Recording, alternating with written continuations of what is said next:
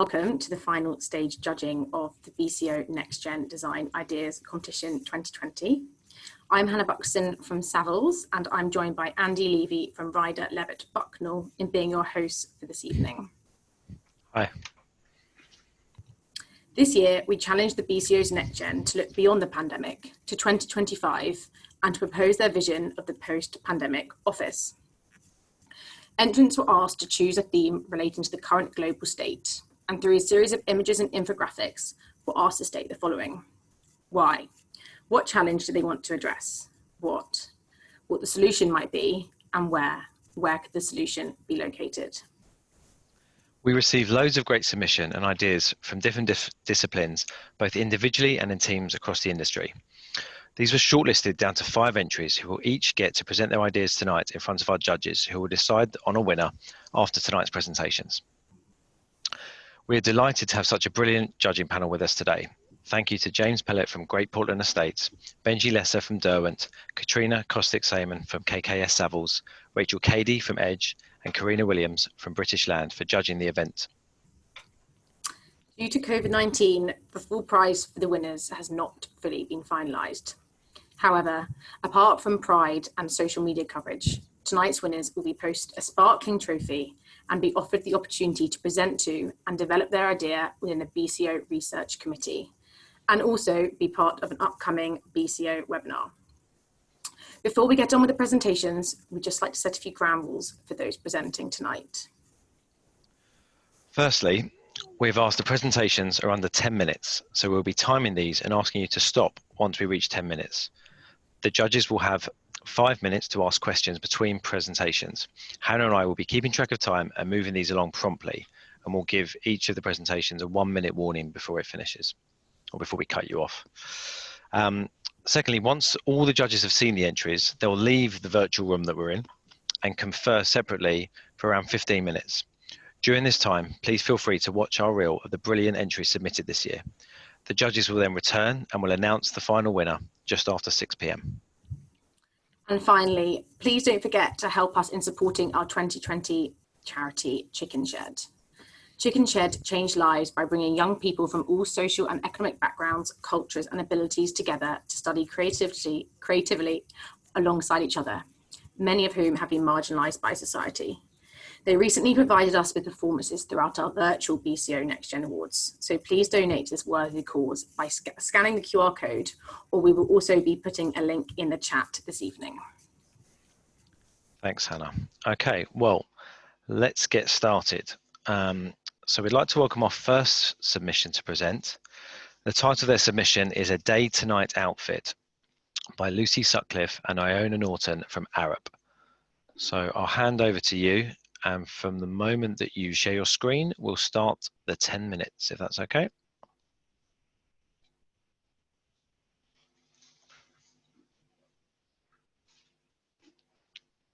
Off you go, and thank you. Hi everyone, I'm Iona, and with Lucy we'll be talking about our idea, a day to night outfit.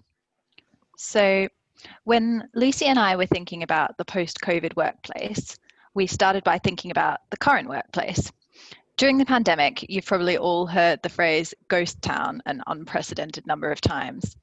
Offices are sitting empty as office workers have suddenly begun to work from home, and we've all made a quick swap from a heated, ventilated building with a supportive chair to a hot water bottle at the kitchen table. But even before the pandemic hit, there were lots of empty office buildings or parts of buildings that were empty.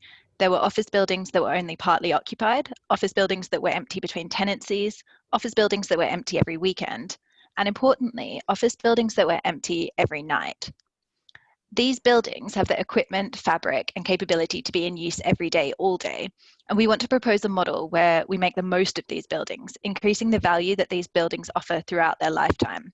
But not just the value that they offer to their current office tenants, but also the value that they offer to the community. So in coming up with our solution, we looked at London as the city in which we both live and design. So if you consider an office, say it's occupied between 8 a.m. and 7 p.m. Monday to Friday. That means the office is empty for 64% of its lifetime, but a lot of this time is at night.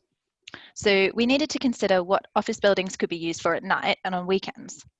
And really, what do most of us use buildings for at night? As a place of shelter, somewhere to sleep. So over 10,000 people sleep rough on the streets of London every year. And in contrast, London has over 30 million square metres of office space, the majority of which is unoccupied every night. In short, our proposal is that office buildings should timeshare. They should use their spare capacity to contribute to the growing need to address London's homelessness problem.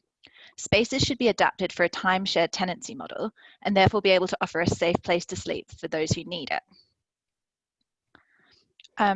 A growing focus in building design has been design for social value, as the industry and the world has started to realise that the private sector needs to start to address social and environmental problems. And they've started to realise that we're running out of the time and resources to fix these problems. Many of our current projects are aiming to incorporate the UN Sustainable Development Goals as a means to ensure our projects are delivering the best value they can. Social value in our industry tries to capture the idea that the value of any project is not just in the financial asset that it offers the client, but the contribution that it makes to the environment, the opportunities it may offer to the people who live there, the change it might make to the livelihoods or health and well-being of the future occupants or neighbours. Offices in our current model are expensive to rent, exclusive, and offer little to no benefit to the communities they sit within. However, office tenants are increasingly trying to find ways to deliver their CSR obligations and make their offices run more efficiently and make them more sustainable to construct. A timeshared tenancy could increase the value that is delivered by the physical office asset. Rent is not just by square metres of NLA, but paid by the hours of the day it's occupied, with some times of day being more expensive to rent than others. Typical office tenants can pay reduced rent as they pay only for the hours they occupy. Not-for-profits have the opportunity to rent space for use at night at a lower cost than otherwise possible for sleeping space in central London. There is obvious social value in providing people with warmth and shelter overnight. This is one suggested use for the space, but there are many more. Environmentally, every tonne of concrete, every pane of triple glazing, every heat pump is providing more hours of shelter and comfort over its lifetime than before. But more intangibly than all these benefits, there is the potential for office buildings to feel owned by the community rather than just being a glass box for the elite. The Mayor of London recently launched a call for the use of empty properties for the homeless, for rough sleeping temporary shelters, for floating assessment centres, for emergency shelter space. So although we would like to focus on what should be a long-term model to maximise office building value, it's worth pointing out that during this hopefully short-term COVID emergency, there are office buildings empty that in the short term could be made better use of. So this is a typical floor plate from our London office and an elevation. Arup's done loads of research and a lot of work into making sure that our offices are COVID secure. But despite this, at the moment, as you can imagine, there are still complete floors that are completely unoccupied at the moment, which could provide a lot of flexibility for other uses. There are also areas of the currently occupied floors which are mostly unused, typically breakout spaces. A lot of storage space is unused at the moment and could also be available for other use. I'm sure this is the case in many of your offices as well. So you can see on the slide the parts of the office space which are not being used for desks are highlighted. Once furniture is removed, this space could feasibly be used for emergency shelter space. When you consider this proportion of offices all over London, this could have huge impact in the short term. Thanks, Iona. So as she mentioned, she's talked about the short-term impact from COVID-19, but actually for us, this is really a long-term solution.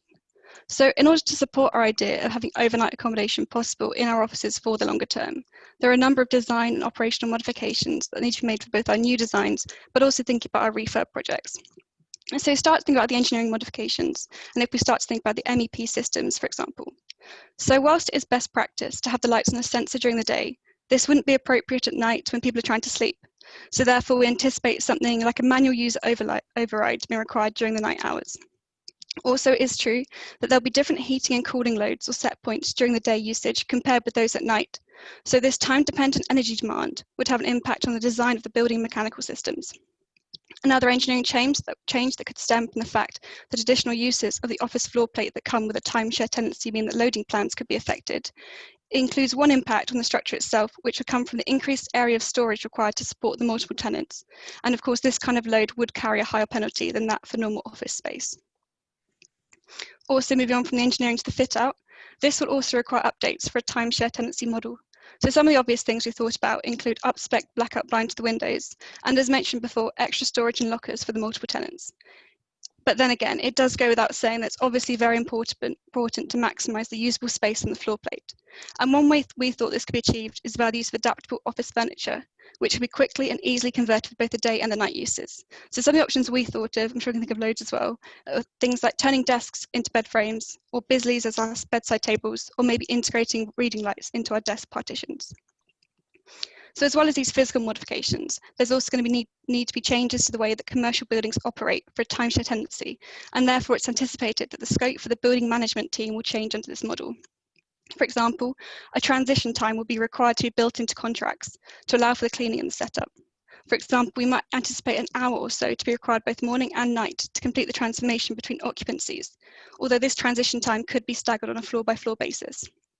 Also, the utilities will need to be sub-metered accurately on a time basis. This ensures that each tenant only pays for their own operational costs. Also, other systems that need to work on a time basis, for us a big one is going to be the security systems. These need to only provide access to certain areas to certain tenants only at certain times. The access to shared facilities such as showers and the bike sheds would also have to be carefully considered in order that this model can be properly implemented. So thinking about even longer term. So in 2018, the government pledged to end rough sleeping by 2027. So this is what we see as part of the solution. We're helping to move people off the streets and into safer environments. But that said, with that end date in mind, our suggestion, therefore, of providing shelter for the homeless community should hopefully become redundant at some stage. And instead, a sustainable future for this design relies on us providing shelter to other nighttime users. So things we thought about which might fill that brief. There's scope for the office accommodation to be used for tourists and backpackers who are in town for short stays on a budget, maybe for students who want to be able to live near the university. Near our London offices, there are 5 or 6 unis which could qualify for this. Or maybe for the commuters who've moved out of London and need a base a couple of nights a week in town. So in the pandemic, we've been forced to reassess the value of our working and of our living spaces. As employees, we have proved to ourselves that we can adapt to work in new environments, and we've been able to share our office spaces with our families and friends. As designers, we can also prove to ourselves that we can adapt our designs so that they are not just optimized for one tenant, but for multiple coincidental end users. So in conclusion, the solution we're proposing is simply a timeshare tenancy model, and using the spaces for social value is actually one of the many ways this could be implemented. But ultimately, whatever we end up using the office spaces for at night, these buildings in London, which are designed to far higher specifications than most other buildings, should not be empty for the amount of time that they have been up to this point, and should instead be seen as 24-hour premises. Thank you very much. Thank you. Thank you. That's excellent. Thank you so much for your presentation. I was just about to try and interrupt and say you've got a minute left, and you beat me to it. So thank you ever so much. I'd now like to invite the judges to ask some questions, please. Shall I stop sharing now so we can? Yeah, I think for an amazing idea. Can you hear me okay? Mm-hmm, yeah. Fantastic idea. And I think that there's mileage in whether that model could extend beyond pure workplace and offices as well. I think the homeless and it's such a big issue for us. But I just wondered if you'd thought more about the ownership and the legal sort of change that would have to come with this kind of timeshare tenancy from both a landlord perspective and actually the tenant's perspective as well, if you'd given any thought to how that could be worked through. Sounds like a partnership potential. I guess for us it's, whilst we look currently at buildings which have multiple occupancies, there is sort of, I know it's not quite the same, but there are similar things. And you know, you can split up an area of a building, sometimes the same floor plate for multiple tenancies. But I think it has to be really clear in these contracts when the transition time is, and the kind of things like the cleaning and the stuff that's all done by the building management. They would need to like really know what their scope is in terms of building these things. Again, so we have adapted to working in a different kind of environment over the past few kind of eight or so months, and again it's kind of hoping that on that basis people would be able to do it. But I think yeah, you're right, like the contracts have to be watertight and clear who's where in which situation. That's a great idea. I have a question for you, if I might. I think the idea of the proportion of space is probably about right, that people aren't using currently in their workspace on an average typical floor. But I wonder about taking away the social space, because I think the office occupier or the office of the future is going to be about collaboration and social interaction. And those are probably the spaces that the office component will probably want to use and probably should be using more of a 24/7 idea. So I understand that it's probably easiest furniture maybe to adapt to another type of drop-in user.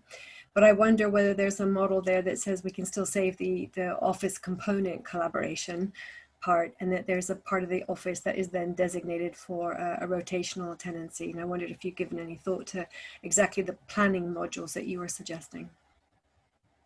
So I think the first thing I would say is that when we were speaking about the breakout space, we were kind of dividing our idea into two parts. So one would be a more short-term solution for the fact that offices are standing empty during the pandemic because people are working from home, which we hope is not going to be the long-term future. So that was where we were kind of saying, even where people are back in the office at the moment, the spaces that are not being used are the breakout spaces. So if you were to, in the short term, convert an office to a short term use, then those would be easy spaces to convert. But obviously that doesn't apply for the more long-term solution, where it would be more the whole floor plate is time shared between the different uses. Thank you. It's a brilliant idea and a brilliant presentation. A key part of preventing homelessness, one is capacity, which is true, but it's also about giving people who've unfortunately found themselves to be homeless a sense of identity and a purpose and an address. Is there anything you think in your design that, rather than make them feel like they're sleeping underneath somebody's desk, what are they, how can you give them that sense of humanity and purpose back? I think it's really important that it's not seen as an office that occasionally has people sleeping in it at night. It's a building that fulfills two functions, and the building is designed to fulfill both of those functions. And as you say, one of those purposes is to provide a home and an identity and a sense of place for the people that are occupying it at night. And so I think, yeah, it's clear that it's vital that no one use of the building is seen as more important than another. Okay, great, thank you.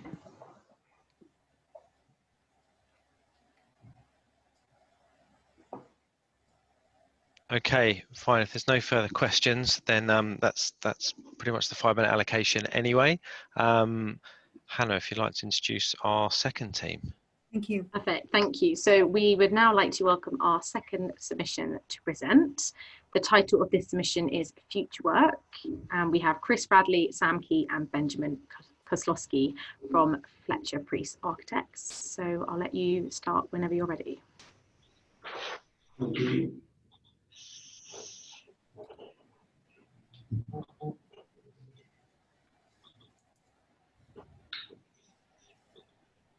Well, good afternoon, everyone. My name is Chris. I'm here with my physically distanced colleagues, Dr. Ben, our research lead, and Sam, who's produced most of the drawings you're about to see. Yes, our submission is Future Work. It's a short animation that looks at where we work and rethinks the workspace as a network of connected places. There are three key themes of health, sustainability, experience, and these have grown from conversations we've had throughout the year with people we work with and our own research. And we thought an animation would be a good format to share our thinking whilst we're all working remotely. This was supported by a graphic novel which contains the data and insights that we based this piece on. And the challenge for us was to look beyond the pandemic to ask questions about how buildings can better support people and their health and do the right thing for the environment. So without further ado, we will run the animation.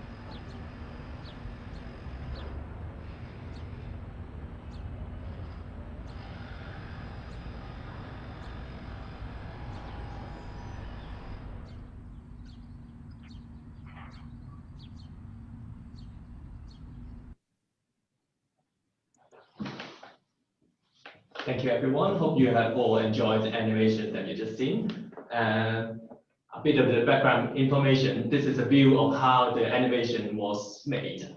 We use a technique called parallax, where you can create depth of the on a camera path across a 2D artwork. We worked with our visual artist Dave Field, who unfortunately not available to join us today. So the graphic style of this piece, as you have seen, is quite illustrative on purpose. Instead of making a definite proposal, it poses a question and encourages viewers to bring their imagination to the drawing and provoke conversations about the ingredients that make a better workplaces in the future. And also how we might value and measure workplace performance beyond pound per square foot. For example, how do we value a good view? How do we value fresh air and open spaces, communal spaces, etc., etc. We were also trying to think about every part of our journey differently. Perhaps we won't dislike the commute so much if it becomes more pleasant and productive that allows people to work on their go and also experience their journey as a whole. It also seems that people's expectation to workplace has been raised, as occupiers are more conscious of being in the building with the right sustainability credentials, excellent end of journey facilities. So building will have to offer more going forward to attract people. They have to contribute to both environment and also user experience by offering something that we cannot experience it from our home. And this is as much about work as it is about leisure and culture. Building in the city center should also have the capacity to hold on to the things that make them interesting and special. Therefore, they should be designed, occupied, and organized to support art and culture. For example, you can see here like amenity space like cinema, theater, gallery, etc. Workplace building will need to be good neighbors that contribute to their neighborhood, and this could result in a richer mix that makes the workplace a more engaging destination. So for us, really, future work is much less about a single big design idea and much more a way of having a conversation with people. And we were really keen to talk to the people who we work with, not just about how we get back to office in the short term safely, but much more about how the current situation might impact the places where we live and work longer term. And that kind of conversation is really what the animation has been a prompt for, a sort of starting point for discussion, much more than a solution to a problem. And it's been really interesting for us to see how the tone of the conversations has shifted over the last few months. So for example, at the beginning of the pandemic and the lockdown, the question of whether people really will work in satellite offices near a home was much more in the foreground. Here you can see the local high street with some work settings across it. And in our discussions, actually, this idea has met a lot of criticism, whether this will really happen on a bigger scale. And it seems that the longer we are forced to work remotely, and we still are, the more lots of us appreciate the shared workplace. And we've had lots of discussion about how we can provide a greater variety of settings that support everybody's work and actually bring people together more effectively. We also had much more fundamental discussions about the nature of work, whether that's blue collar or white collar work, and how we can better design places for all users, whether they're servicing the city or whether they're part of the knowledge economy, for example. So we're probably up to the last minute. This is our last slide, where you can see people working in a Wi-Fi enabled field with crop circles, keeping a distance at the moment. And just to wrap it up, we think it's still quite early to make really meaningful projections and predictions while we're still in the middle of a crisis. And it's difficult to talk about changing behaviors when we can't really choose yet where and how we work. But we've been forced to test new patterns during the pandemic, and we think that going forward, the future landscape of work will be much more about flexibility and choice and being able to choose when we work within this connected network of workplaces. Thank you. Great, thank you so much. That was fantastic. We will now open up the forum for the judges to ask any questions. I'd just like to jump in and just say that was amazing in terms of the animation. Well done to pushing the 3D aspect and everything digital that we're thinking of. I think it tells a fantastic story. My comment would be twofold. One, I think the BCO for me has always stood for building communities for occupiers, and I think that's exactly what you've expressed my desire from when I was president 2 years ago. And I think that it defines what work could be. I just wonder whether you've answered the question about what the office of the future might be, and how commercial what you suggested might actually be. I think it's a wonderful summation of all the research that's been out there and people have been putting forward for the last 9 months. I'm just not exactly sure what the specific message might be for the office. I think it's a really good question. We didn't really work with one of the single themes that was part of this call, really, and in many ways we sort of actually brought all of them together in a way. I guess the sort of perhaps short answer to that is that I guess much more about mix and variety, and perhaps to not think about the office as an office, but to think of the office much more as a sort of varied destination. And we'll have a sense of why we're going there because because of our work and the need to get together with other people, perhaps much more. I think we'll also be much more aware of the tasks that perhaps we can do better from home or a remote working location, whether that's a co-working space or whether that's a repurposed shop or whatever that might be. But I think a key challenge will be actually offering something that gives us a reason to travel to work, and perhaps just not go beyond it being that sort of conventional office. Thank you. Yeah, I'd just like to echo what Katrina just actually, amazing way of communicating, a lot of conversation and dialogue and a lot of ingredients in there. And it's a really compelling way of pulling this together. So well done, guys. I thought that was outstanding. But also with that comes, you can almost see all of the issues that are popping up from there. And I just wondered from your team's perspective, do you have a view on what you think the biggest issue is, and I know there are loads in there, the biggest issue you feel there is in actually achieving something like this? I think it's going to be the animation obviously had a load of ideas in there, and there was no actual sort of building proposition, if you know what I mean. There's balancing all of that interesting stuff that we were sharing with kind of, well, I guess more the commercial side of a. It felt like a real landscape of opportunity. Yes, yeah, I think yes, it's very broad. We take the comment, but I think that's part of the point, that each building and each occupier and each business is kind of they have their own aims and objectives, and some things might work better with one than another. So we just sort of showed a suite of ideas, I guess, would be a way to describe it. And I think one of the challenges, and this has been raised in all the discussions we've had, is like it's all well and good, but who's going to pay for it and how is that going to work? And part of the question is perhaps how might leasing models need to evolve? And perhaps, but again, it's also about maybe there's a key opportunity. Perhaps it's actually an opportunity for hospitality operators to come in and to actually provide space that can be workplace amenity when in less busy hours, perhaps. And hotels, for example, are really good at providing those kinds of spaces already, but we haven't really had that sort of meshing together of that model with the office on a bigger scale. And we're seeing that cropping up in some places, but it's not at scale yet. And we think there'll be a lot more of that. I think the cultural uses and the mix of that we're seeing a bit with Everyman Cinemas, for example, which is an interesting way of actually bringing a cultural use into the basements of buildings. And again, we think actually that could and probably has to happen on a much bigger scale to support the arts sector. We've just got time for one more quick question. Quick question. I would echo all the other judges. It is an amazing animation and some really interesting ideas about flexibility. And I love the kind of innovation around the barrister lift. That's great.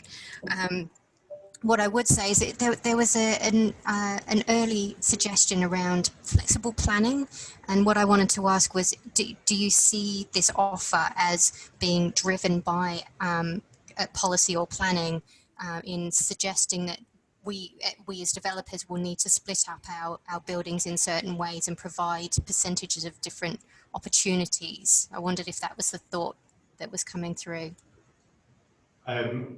I think the sort of the initial idea with the kind of flexibility was much more about the repurposing of the high street initially, and I guess there's a sort of slight risk that we're just going to turn everything into substandard housing on the high street, and I guess it's more about providing for flexibility for disused spaces perhaps to be switched over to other uses. I think it's less about putting the onus on the people that provide the space and making it, because in a way, actually, it has to go the other way. It has to become much more flexible so that things can change much faster. And I guess things like the use class E are aiming at that, and it's perhaps leveraging those sort of levers a little bit more effectively. So it's not about making it more restrictive, I guess, but perhaps building, if anything, policy probably has to accommodate that flexibility more effectively.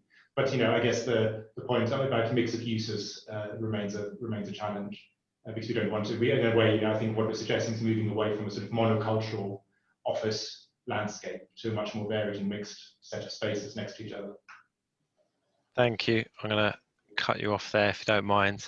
We'd like to welcome our third submission to present. The title of their submission is Scattered Space. It's by Gina Colley at 360 Architecture.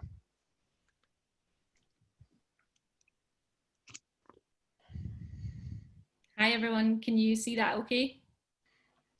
Yep. My name's Gina. I am going to talk to you today about my project Scattered Space. So clearly the pandemic has been a real tough year for everyone, but a pattern we're seeing emerge is that COVID has exacerbated many social issues such as gender inequality, men's mental health, and isolation of the disabled community. So hopefully we're now at a place where there's a light at the end of the tunnel. So it's a really important moment to pause and consider how we rebuild some of the structures that have fueled these inequalities. So Scattered Space is a model that can help businesses build an agile network of premises. The aspiration behind it is to bring more opportunity, more equality, and more life to the workforce. You can see in the background of this image a map of Glasgow and the surrounding areas.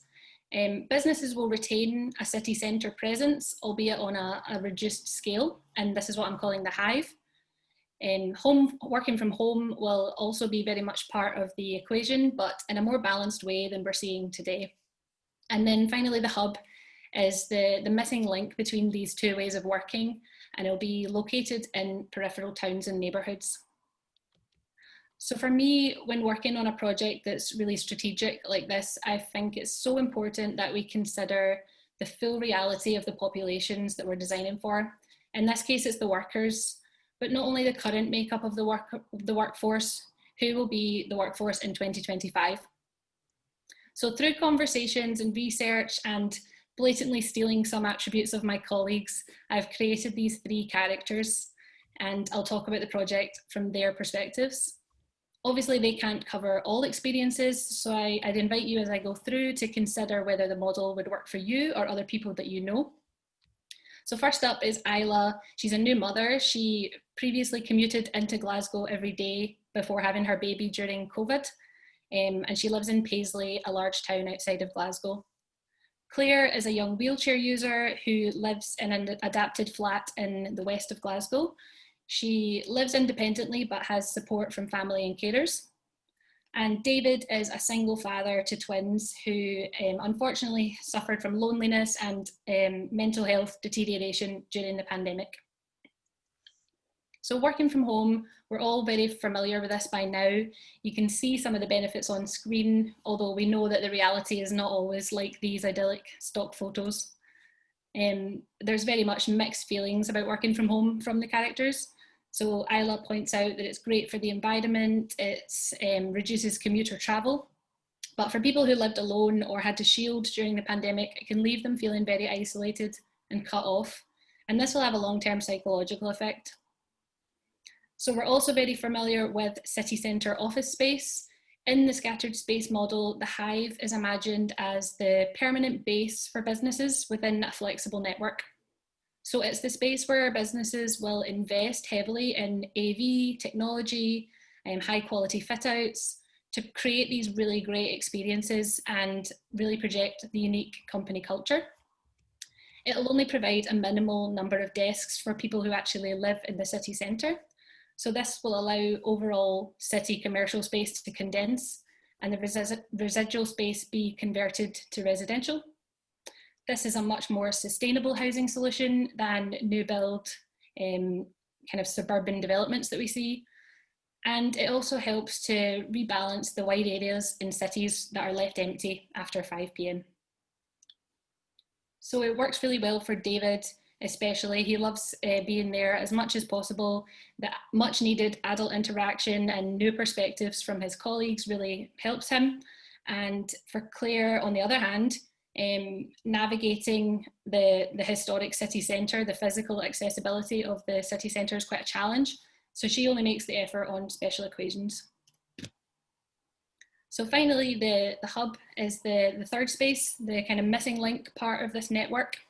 It serves several functions. It is primarily desk space where people can easily get out of the house. They can have access to a secure and dedicated workplace. They can collaborate with a small number of colleagues, hold small meetings. It's imagined as a welcoming space where family, children, pets can come and spend time. It's transparent, so it brings the visual activity back to the high street, and also very importantly, the financial activity. So it will really help to bolster the local economy. It works especially well for Isla and Claire. For Claire, she feels much more comfortable knowing that she's close to home and she has her support network nearby if she needs help with anything. Then looking more closely at Isla, we can see she balances her time fairly evenly through the 3 places, so home, hub and hive, throughout her working week.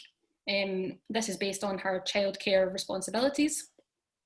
You can see that disaster has struck on a Monday morning and the boiler needs fixed, but luckily within this structure, she can have the flexibility to adapt to situations like this. It's important to note that women in the UK provide the vast majority of unpaid care work. So whether this is for children, their parents, other relatives, the economy is set up to rely on this work.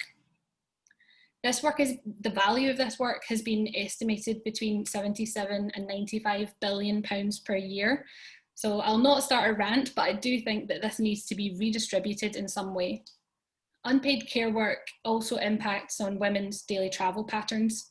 So rather than often the traditional twice daily commute into the city centre, women often undergo kind of multiple consecutive journeys during the day in a smaller geographical area.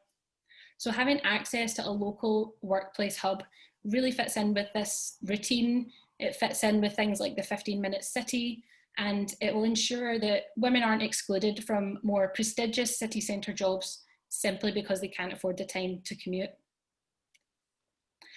So this is a fairly depressing picture of Paisley High Street today. You can see that the grey areas are vacant retail units.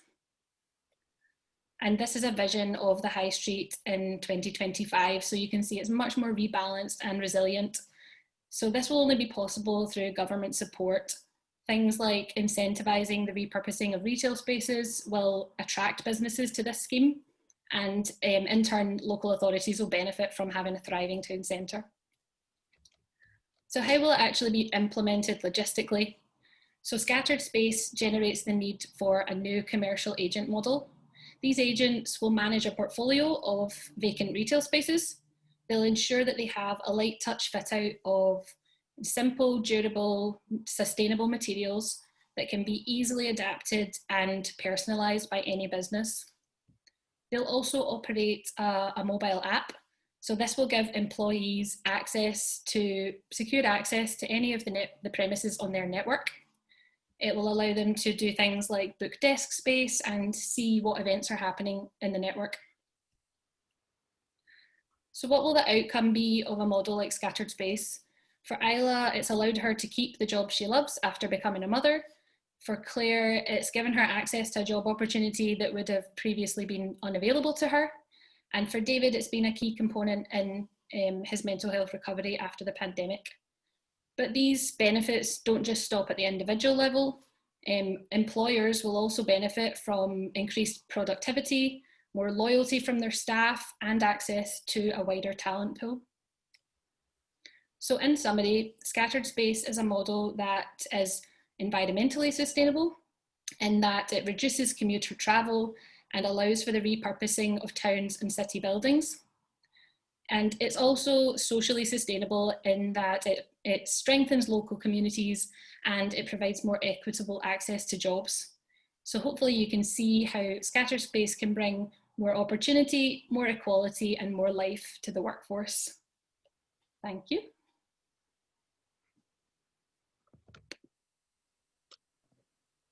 Thank you. Oh, Andy, we can't hear you. Classic. You would have thought sort of 9 months in I would have got that right. I was just saying, Gina, thank you so much for that absolutely fascinating presentation. I will, invite the judges to ask some further questions. Thank you. You see all of those different elements of property owned by a single operator, or do you? James, we can't hear you.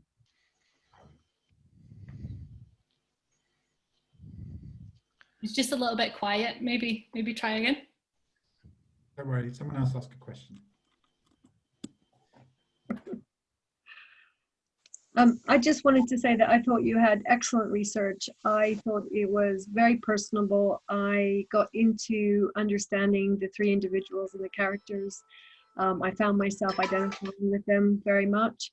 And I thought that you captured the brief and offered solutions extremely well in relation to where you live in Glasgow. So thank you for that. I just wondered whether you have played this back to the individuals that you've taken life stories from and what they thought. I haven't, because the characters were kind of just an amalgamation of lots of different perspectives that I have, but I have personal experiences with lots of people with disabilities, so I can definitely talk to them about how they think that this might be something that would bring more equality and access to job opportunities. But yeah, that's definitely something that I would want to get feedback on. I could see how this could adapt in a sort of day one, day two. You know, one day someone's single and then someone is has a family, and I think this is probably something that maybe you would take or could take forward in the life cycle of longer term, seeing how an individual does change in their lifespan. Yeah, that's a great idea. Thank you. Do you see the ownership of, it was a great presentation and very well thought out, thank you. Do you see the ownership of the hub and the hive being operated by the same people, or this is a loose arrangement of organisations that are providing these spaces?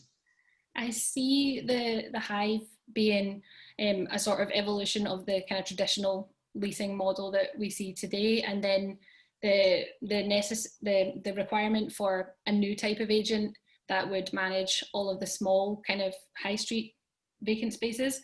They would then kind of set up the structures to be able to lease that space to the businesses, but they would be like a one-stop shop. So they would kind of propose optimal premises, vacant retail units based on where the employees of a business live, and they would manage the whole kind of leasing arrangements of the multiple kind of flexible elements, and these flexible spaces will be able to kind of change and move as the company grows and changes as well. Fantastic, thank you. I just wanted to add to everything that the judges have said, and I thought it was a really passionate as well. So that really came across, and I think you really covered most of the issues that the pandemic has brought about. So well done. That was really good. I just wanted to go back to the hive, and there was something that you didn't major on, but I thought it was quite an interesting point where you talked about some of the hive space maybe converted into resi and change of use, I'm assuming. So it'd be just really good to hear your thoughts on that. Yeah, I see that as a benefit of the project. Not only will the condensing of commercial space mean that businesses will have to rent less space in the cities, but it means that we can start to divide up the buildings in a way that creates a mixed use environment and brings more vitality to the city centres. I can see this working in cities like Glasgow all over the UK.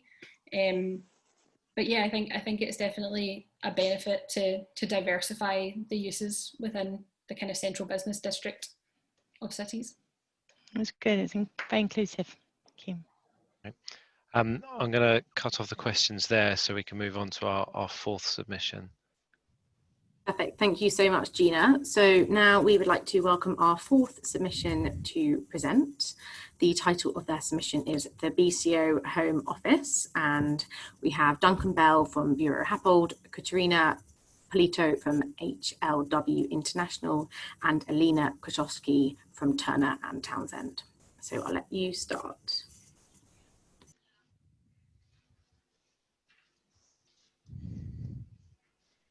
Right. Everyone, good afternoon.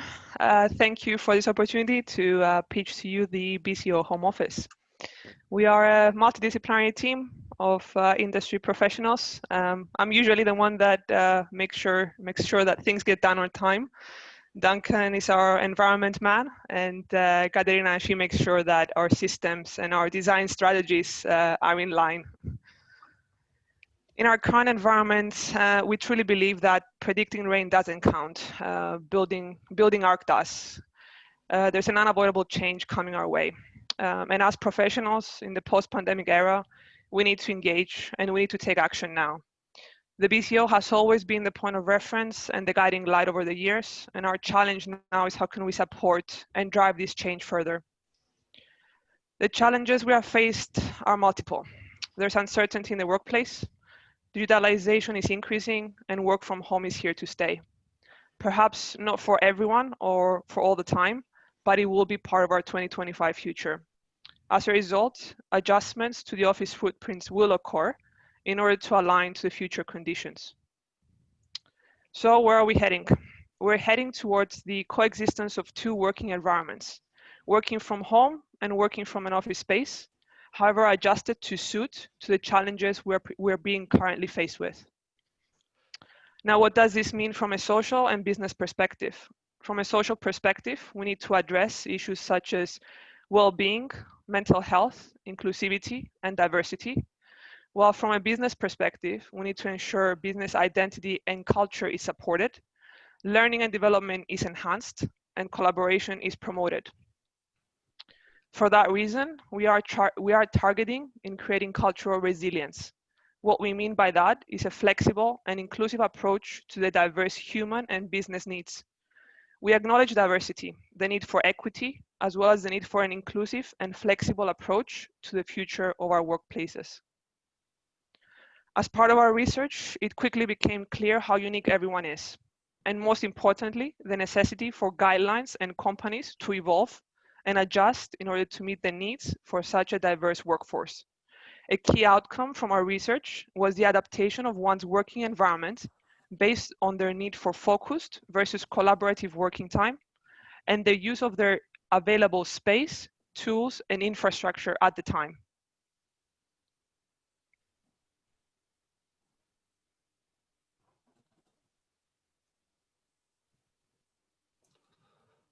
Our solution to the challenges facing us is the BCO Home Office. In the same way the BCO set the standard for the traditional office, we need to make them sure they do the same for the home office. And we see the guidance coming together in 3 new ways. The first of which is a work from home toolkit, which will be the building block for our new work from home setup. And after that, we'll look at the space and propose 3 new home office typologies.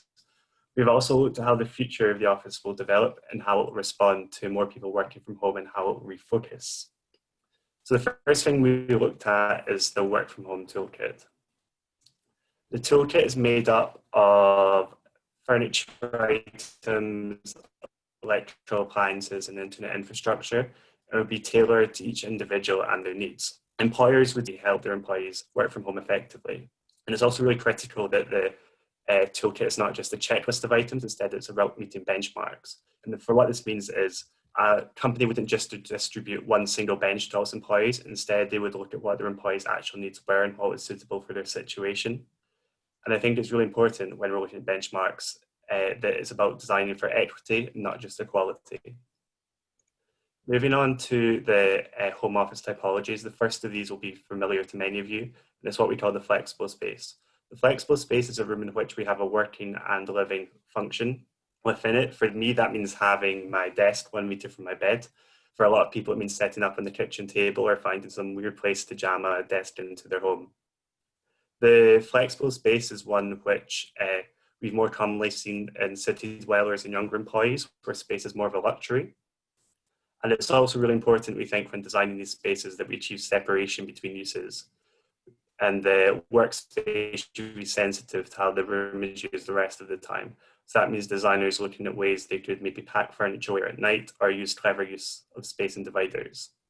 The next logical step after the flexible space is the dedicated space. And this may take the form of a home office for some people or a second bedroom. 5% of the time is given over to home working. I don't think that dedicated space would be as onerous as a second bedroom, and I think we may see a rise of 1.5 bedrooms. The home office is, its main advantage over the flexible space is that it achieves greater separation between the work life and the home life. The final typology is something we've not seen too much yet in the residential sector, but it's starting to emerge. But there are more precedents for it on university campuses. It's called the work lab and is essentially a co-working space that would exist within a residential development. Residents would be afforded priority access for reduced rates. The key advantage of this space is it means people can leave their home while still being able to work from home. I think also it engender a greater sense of community amongst the residents by people being able to see each other face to face each day. It would also be designed around certain loneliness prevention principles because, as spoken about by some of the earlier panelists, this is something people experience while working from home. Individuals could organise exercise classes at lunchtimes, special interest groups, or even just general meetups. So now how all of the typologies will work together. Each new residential development will have a mix of the three typologies, and though the flexible office and the dedicated space are easy to be added in a new development because of their flexible nature, for Work Lab, we will need to estimate the space requirements. And that's why we need a new planning policy which adds the provision of these communal spaces. And the high-level strategy is quite simple. We access the population from the council census statistics, and then by extracting the number of the employed population, we are able to estimate the number of the Work Club seats, and of course taking into consideration some demographic metrics. What this will mean for the future office from a micro scale now, of course, we will have a reduction of office area with the new norm of working from home and an increase of collaboration spaces. And of course, this doesn't mean that one size fits all. Each company will define the specific individual needs. The way that a company will operate is with a system of three key elements. The organization's official representation that is quite similar to the traditional office, maybe be smaller or change its function to work as experience hub, but it will still be present. And then we will have a distribution of spaces for collaboration and of course the working from home hubs. The future is about giving flexibility and providing settings to support employees' productivity. And for 2025 office, we need BCO to become a constantly resource of information with a digital platform. The way it works is that if, for example, I am a company, I can access the application to find out which are the best practices for the settings my employees need. And if I am a user, the app will help me create the perfect conditions for my work. What we know now, quite well, all of us, is that we live in a constantly changing world, and the way to move forward is to be prepared for the upcoming changes. And this app will give BCO access to real-time changes of users and of course organizations' requirements. To summarize what 2025 office will be, we need to talk about organization systems. Going back to business as normal is not sustainable, as working from home is here to stay. And of course, this doesn't mean that office will disappear. The way we succeed in this future is by understanding what are the components of the work environment. Saying that, we need a toolkit. That is a pack of the elements to support workforce productivity, and we also need adaptable solutions that enhance user experience, mental health, well-being, and enable business identity even from home. And that's why home office typologies are here to stay. The way that all talk to each other is the BCO platform. We urgently need improvements to both tools people use when working from home and the environment they work in. And it's for organizations like the BCO to lead the way in raising the bar for what is expected of designers and by users. So if predicting rain doesn't count while building ARCs does, what we say as visionary collaborators is let's build these ARCs now. Thank you all for listening. Perfect, thank you so much. We'll invite the judges to ask any questions now. Yeah.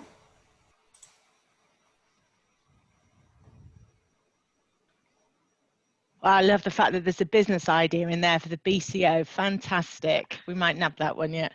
I think I thought that was great. I love the idea of cultural resilience. I think it would be really good to hear a little bit more in detail about equity, not just equality, and what does that mean to you guys as a team? Because something I think is really yeah, important. I'll take that one.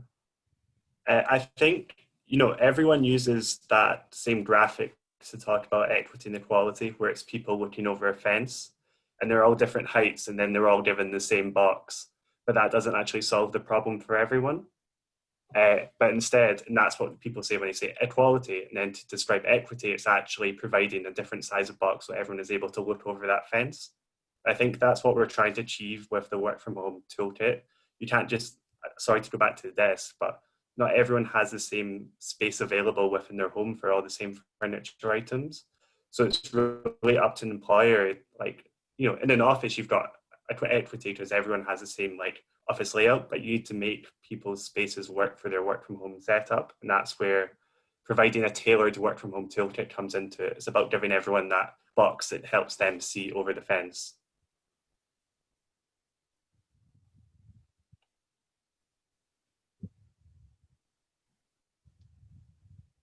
Do you see, so quick question. So is this, do you think encouraging a more kind of dispersed working from home toolkit is a more sustainable way of the working population working? Are you encouraging scattering or dispersion rather than accepting that it is part of the new work pattern, but encouraging as far as possible for people to come in and come to an office rather than work from home? I think, no, actually, we don't promoting like you have to work from home and it's here to stay and there's no other option. What actually we're saying that the future is all about the user, and we need actually to give to each employee the same opportunity if he decides to work from home or to go in the office or use another space. It's all about how actually we are providing and the elements and the specific settings that everyone needs in order to have the flexibility to choose by himself or herself where actually he feels that he's going to be more productive to work.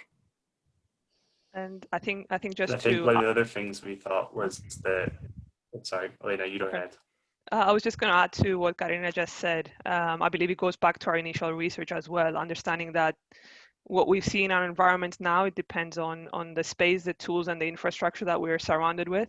And it goes back to tackling those key questions that we started with, which is the social and the business needs. We are not ignoring the need for social interaction, the need for mental health, for collaboration, for business identity and culture to be maintained. And those have always been the drivers for us, enhancing that collaboration and bringing people together.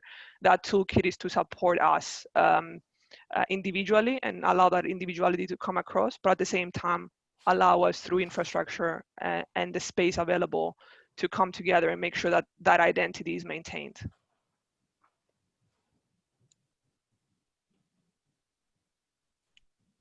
Great, okay. Thank you ever so much for that.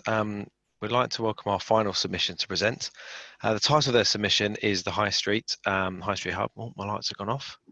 So this is the High Street Hub by Tyler Holdcroft from Air Chamberlain Gaunt, Kate Van den Driesche from Argent, and Scarlett Franklin from XCO2. So over to you.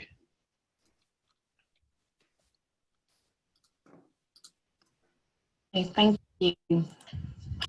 In response to the current global state, our town-centric vision is focused on two outcomes of the pandemic: the change to our professional environment with the increase in home working, and the economic effect of COVID-19 on an already struggling town centre.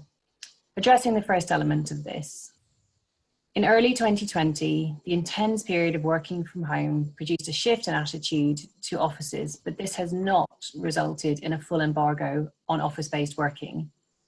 The limits of home working from a practical and social perspective mean that physical office space is still attractive and necessary. Whilst this year has seen many sectors struggle, local retail has been among the most affected by the COVID-19 pandemic. With many businesses having to close and retail units left empty, it is imperative the high street adapts. For some time, many larger retailers have been looking to repurpose their bricks and mortar. For example, John Lewis, which has recently has been granted planning permission that could see up to 300,000 square feet, or 45% of the shop floor converted into offices.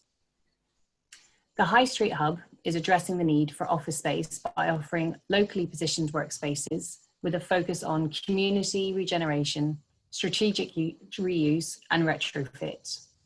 With less focus on desking and more on adaptable social and practical spaces, these new hubs can provide much needed enlivenment and activation of the high street.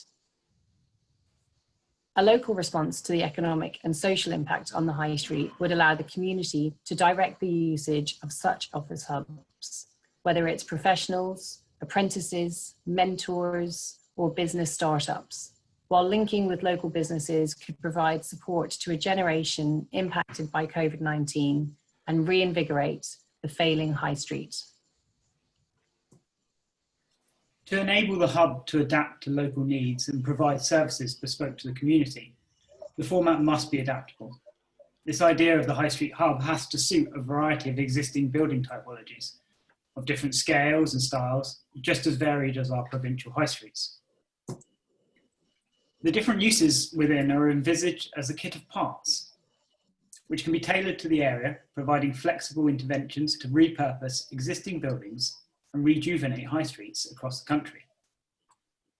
The kit of parts is made up of a number of scalable spaces with distinct uses that can be combined to suit the retrofit of any building. These aim to provide all the advantages of the office environment that can't be achieved in our homes or online. Larger uses, such as event spaces and fitness studios, will lend themselves to derelict department stores, while seminar rooms, tech hubs, and meeting rooms could occupy small retail units. The kit of parts has been developed to offer a mix of the typical uses you would expect to find in an office, alongside more community-focused and future-looking facilities. A flexible event space allows for a variety of uses from touchdown to formal lectures. Adaptive furniture allows for additional seating, as well as storage of equipment to transform the space from corporate keynotes to a community hall. Tech hubs and virtual reality spaces provide access to expensive equipment, allowing users to stay at the forefront of developing business tech. Meanwhile, traditional cellular spaces provide for face-to-face meetings, B2Bs, and quiet working. They also offer the perfect space for professional and intergenerational mentoring. A coffee bar or tea point provides refreshment, but more importantly, a place for chance encounters and informal social interaction, which can aid in creativity and idea production. Pop-ups, corporate stalls, and delivery services are provided within a flexible space, which in the right locations could even extend out onto the high street. This provides local businesses a platform to interact with users or customers, advertise a brand, or undertake market testing. Delivery services can make use of the public-facing aspect while utilising the hub overnight for storage. Design or fabrication workshops could be provided when required by the community, providing equipment and space that is not viable from home. Used in tandem with local schools and colleges, these spaces could be used throughout the day by a variety of users. We've created a sustainable kit of parts that provides capability for a future-proof design, focusing on adaptability, flexibility, and ability for disassembly. Relocating the workplace to local high street addresses and minimises the wider issue of construction-related carbon emissions emitted by new build construction, and also by embodied carbon. Through retaining this structure alone, this accounts for about 45% of the total building's embodied carbon. In order to reuse these spaces, interventions would start with the principal changes that have the most beneficial and sustainable impact when improving existing vacant high street retail units, while retaining the existing building structures. Our approach would include passive design measures, implementing energy efficient improvements on current U values and airtightness, also improve ventilation rates as a key area of concern. Retrofitting with external shading, optimised fenestration design, and eco-lighting can also help to reduce the operational carbon and cooling demand, whilst promoting good daylight and passive heating in cooler months. Furthermore, concentrating on low carbon design in general consequently improves localised air quality, utilising renewables such as photovoltaics and heat pumps, and via modular or prefabricated building techniques. These interventions could be further supported and optimised by the use of smart building technology, such as CO2 sensors, BMS, and face-activated access. Another important aspect is the correlation between air pollution and vulnerability in terms of the pandemic. Studies indicate about 25% of emissions are associated with commuting. Low carbon modes of transport, such as walking and cycling for commuting, is of course encouraged, with an estimated 10,000 tonnes of CO2 that could be saved, all made possible by the High Street Hub. Other advantages of walking and cycling to local offices include health and well-being and the associated benefits of productivity and absenteeism, whilst improving the socio-economic value of the High Street too. The High Street Hub would be open beyond the 9 to 5 working day and used intensively as a highly flexible workspace alongside a broad range of uses, acting as a community catalyst to support growth of the local economy. Adaptive spaces could be used by different parties during day and night, with the crossover and interaction aiding in community cohesion. Trips made to and from the hub inevitably bring additional footfall to the high street, encouraging use of local cafes, shops, grocers and gyms. This is further reinforced as residential use on the high street increases, including from later living developments. To illustrate this, we imagined a day in the life of an employee, living outside the city, now working from home for the majority of their time, but still dealing with all their day-to-day working responsibilities. They start the day off with a walk through the local park to drop their children off at school. By 9, they are in the hub using virtual reality with a potential client. At 10, they are meeting face-to-face with colleagues in a seminar room, before moving downstairs for a collaboration workshop. Face-to-face meetings done, they return to their home desk for emails and admin. Lunch is a trip to the high street in a local restaurant, before returning home, where they work at their desk for a few hours. At 4, they're back in the hub, mentoring work experience students. At 5, they leave the office and grab a coffee in the local cafe. They head back home via the greengrocers. That evening in the High Street Hub, there is a retail seminar in the event space, while at 8, night classes are run for students by the local community college. The Adaptable Studio does a late night yoga class at 9 PM, while the local delivery service is taking last parcels while using the free space overnight to sort for distribution the following day. In conclusion, we see this as a viable, flexible and healthy solution to providing post-pandemic office space, and by 2025, a local high street hub could be part of every community. Thank you. That's great. Thank you ever so much. Again, over to the judges to ask some questions, please. I'll just start off by saying I think your graphics are terrific. I think it was really easily to read and understand. It had just the right amount of kind of parts and thought. So the parts applied to the whole, and your final section and graphic there really sums up what I would hope that all of our high streets could become. So thank you very much. Thank you. That's great. It was great. I thought it was a very good presentation. I love the slide about the kind of retrofit strategy for what I think are going to be many a vacant building on the high street and off the high street. So very good, very well done on that. So how do you see the who's running these high street hubs, and what's the model? Is there a model for them, for running them? Did you want to take this one, Kate? Sure. I think it could vary. I think the idea that we've been working towards is that this is flexible. So we could have a flexible operator that we've seen already in the sort of the larger scale. We could also see smaller, more locally run operations. So the idea of the kit of parts is that people feel equipped. And in fact, I think Gina mentioned in her presentation about having a sort of an easy space to manage, and we could set that up for the local communities. So I think we've been looking at different options where you have a fully community-led hub, or you could have a business-sponsored hub where larger businesses could sponsor the space and provide membership to potential sort of users, local users. And so I think it could vary depending on the scale. So we have looked at sort of, as I said, the larger operators and scaling that down depending. So what we're looking at is local towns and sort of taking this out of cities and making it super hyper local, and just someone that can walk 5 minutes to their town and it would be there as a resource. Right. I just wanted to add, I think the idea of high street regeneration is fantastic, and particularly what I think has been called as civic pride, and being a girl from the northeast, I know all about that. But I would ask, what do you think, if we could revitalise our high streets, what do you think the impact could be on cities? Slightly off-piste to your pitch, but there will be an impact.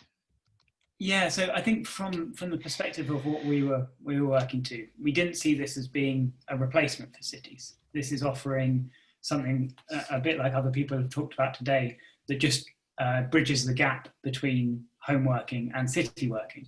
And I think this allows for a future scenario where we're seeing more and more people moving out of the city beyond that 1 hour commute. And this therefore allows for 1 or 2 days a week working from home while also having all those facilities about you, but being able to make that longer commute that's becoming more common into the city for 3 days a week. Now, inevitably, that does probably have an impact on the city, but I think our kind of view was that post-pandemic, particularly maybe in 5 years' time, we don't see the city changing vastly. There will be changes, but this is very much about a local response. Yeah, I think that's... And if I could just add to that as well, so talking about the city-based workers, we're also looking at the more remote towns that could do with an economic boost, and the facilities that these hubs could bring, where we would have mentors based there, or who could be connected with potential small businesses and support. So that the high streets generally in the more remote towns are the ones more deeply affected and have been for some time. So actually the commuter belt is generally around London, in particular around cities, is generally doing okay. I mean, not great, but I think this is a facility and a concept that could really support the more sort of distant towns from those economic hubs, I should say. Can I just add one quick question? Who do you see paying for those use when you dropped into the hub and you've attended an online seminar? Is that an expense that the employees' employers can pay, or is it they're paying because it's their choice that they're not commuting? again, I think that could depend on the user. So I do think that if you're part of a large company based in a city and they want their employees to work more locally, they're encouraging people to work from home, as Tyler said, 2 or 3 days a week. So they could sponsor that space for that employee. Excuse me. And it's something that we've seen already in the larger companies that have office space in the city, but they don't have the capacity for every single one of their employees. So the 1 day a week from home has been a concept that has been sort of rolled out for a few years already. So it's just about increasing the local capacity as we commute less into cities. So I think there could be the small business user who would pay for their own membership. You could have the professionals that are working under a larger business sponsorship. And I think in terms of seminars, I think we could look again to local businesses and ask them to support the space. So I think there could be the operators that run a number of spaces, but you could, as I said, just have that local community space, but it would be familiar. So you would have a sort of brand that could work across all of the units, across all of the different towns, that is familiar to people, and it has a sort of reliability that people would buy into. Cool, thank you. Thanks. We'll stop the questions there. So thank you everyone so much for your presentations, and clearly a lot of hard work went into all of them. There are some really interesting ideas in there around the post-pandemic vision of the office. So now we would like the judges to leave the virtual room, and they will join a separate virtual room to deliberate and select the final winner. In the meantime, for all of those watching, we will play a few images from the submissions while we wait. The winner will be announced just after the judges return at 6 o'clock.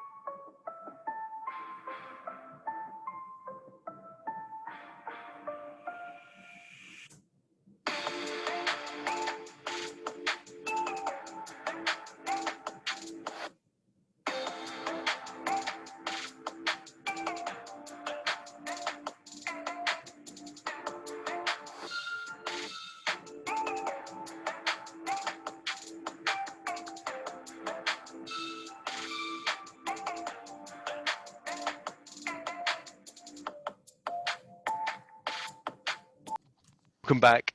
It was, I mean, it must have been, it was a difficult decision in my mind, let alone getting you guys to agree. So it would be absolutely great if you could let us know the winner of this year's competition. Yeah, I'm not sure who out of you has been nominated to make the announcement, but yeah, Katrina is going to do the honours. Eagerly anticipate it. So go for it. Well, I'm going to speak on behalf of the 5 judges, and we've had a terrific debate.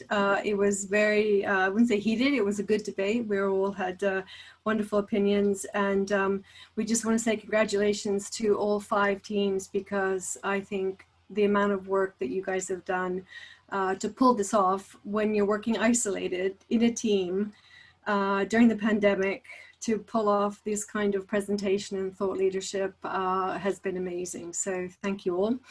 I think following the tradition, certainly of what I've tried to do and my fellow judges, which is to make sure that BCO is relevant and provoke thought and change, we are actually going to buck the trend, and we have a joint winner today. So if you would allow us, we will not choose one, but we will choose 2 schemes to go forward.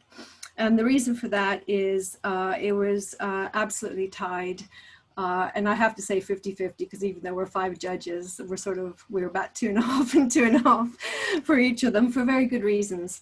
So in no particular order, one of the joint winners is was future work. And the reason we've chosen future work is that we think that the future of the BCO is to think out of the box and to think big picture and to think beyond what the office building could be. And I know it's the start of a conversation, but I think you have so many wonderful ideas there. And I think that you need to continue that conversation with everybody and really start to hone down what the message is. So you've got sort of a bucket of ideas there, and it'd be great to talk to other consultants, developers, investors, and see really where the future is and users. The other one that we thought was the other scale was scattered spaces, and scattered spaces is the other joint winner. And for that, we were touched by how passionate, how human, how real the stories, the research. It was a solution for now. I think that's very much about what we can take forward immediately, and we can start to change our lives and think about not just the home, but the workspace, but a third space. And your home hive hub conversation was really relevant to what we can do now. So really both winners really showed what the future is and what we can do now, and all of us are working towards a better workspace for the enjoyment of the occupier. So thank you all very much, but we would like to announce the winners of future work and scattered spaces. Thank you. Well done, guys. Brilliant work. Yeah, very good work. Well done, everyone. We'll just wrap up. Congratulations to Future Work and Scattered Space. Please note that if you would like to share the presentations with colleagues or friends after this event, this will be available on YouTube next week. So all non-BCO members will be able to watch from the beginning. Thank you so much to all of those who entered this year. It was great to see so many take part and so many fantastic ideas. Thank you so much to all 5 judges for your time, and thank you to Sam and BCO for all of your time and efforts that you put into organising a virtual NextGen design competition. So that concludes our event tonight. I was just going to say, hopefully next year we can all be in person in a room and do this properly. But no, thank you ever so much. As Hannah said, thanks to everyone that entered. Thank you so much to the judges. Massively appreciate your time, and I think it's a really inspired afternoon, to be honest. There's loads of stuff we can take from all of those. And I mean, you might not have seen, obviously you were in the other room, but all the submissions, there was certainly bits and pieces from every single one that we can take away and look at as an organisation. So yeah, thank you ever so much. And yeah, congratulations to the winners. We'll certainly be in touch in regards to yeah, moving forward with the prizes. So congratulations, and yeah, thanks. Thank you. Great. Thank you. Well done. Bye, well done. Thank you. Bye.